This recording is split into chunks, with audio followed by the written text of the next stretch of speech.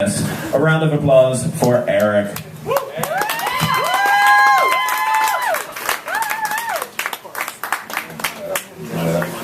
Yeah, you know, you got to stretch out after you had to run from a cop. Actually, I think he just had fun chasing me because he said you went 91, 86, and 84, but I'm going to give you 84. And I said, thank you. And he was so blessed. So I wrote this book in 2007 called American Prophet, and I'm going to read from it tonight. I have a lot of other newer stuff that I thought maybe I should read that, but you know, it's like when you given words, you got to just read them out. So I'm going to just read the stuff that I was given many years ago.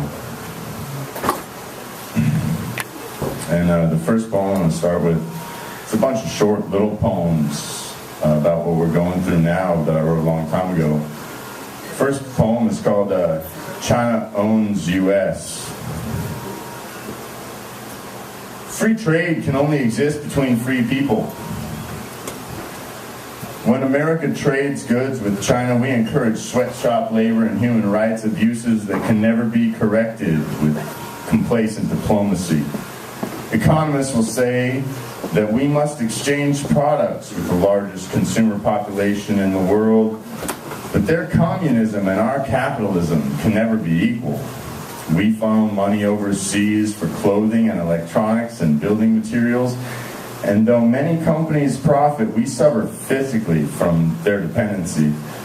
China could be strong without us, but we depend on them, so they own us. And if that wasn't enough, we borrow Chinese money for our war in Iraq. Someday we must pay them back.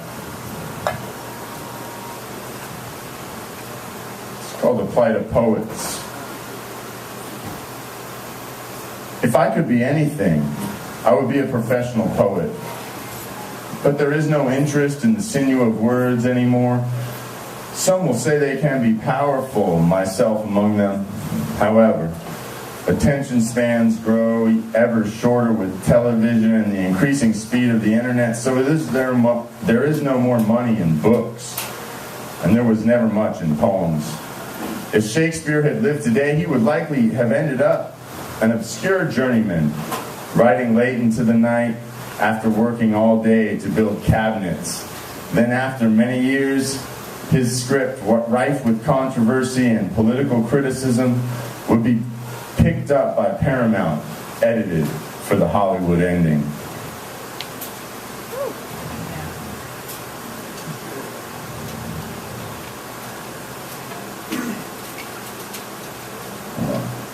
Yeah, there we go. This one's called Vendetta. No one escapes their past. What's not forgotten or lost moves into the future fast with ever higher costs. Born of fire and water comes ice and explosions until unity through faith and the sounds of children's laughter, the end of all divisions and one last chance for grace. So let governments kill and deceive us to save face. Their lies give us the will to put them in their place. Keeping people in fear, slaves to this security state, they remind us what it's for to be the enemy of hate. So let us march in peace for ideas we can't replace. The prophet. What is a prophet but a ripple in time, an emotion in the mind of a person affected by the will to do right and warn of the future? Prophecy is born in the heart and attained through hardship. In a state of adversity, sometimes deep in a trance, comes the universal consciousness with great respect for nature.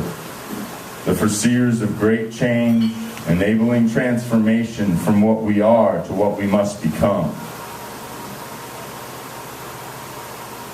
People who cannot stop growing wiser from memories and what compels remembrance to save us from ourselves.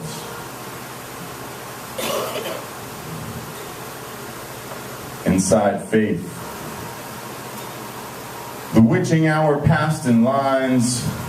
underground with roots divine, by foot and mouth and hand aligned under stars with precipitous signs. Raining for the first time in many starry nights. The full moon watches over our every move, while waning half past, rising late, stares into the dawn of early morn. Growing larger, my son, by planting seeds, and tends to your garden, you must pull the weeds. Greener grass is good, you know.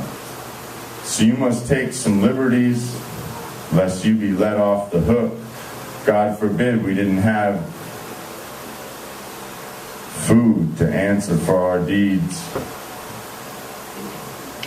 We did our best when times were hard, loved as much as we could while we had fun, and now with this light I forgive everyone. Thank you, Jesus, for suffering from my pain.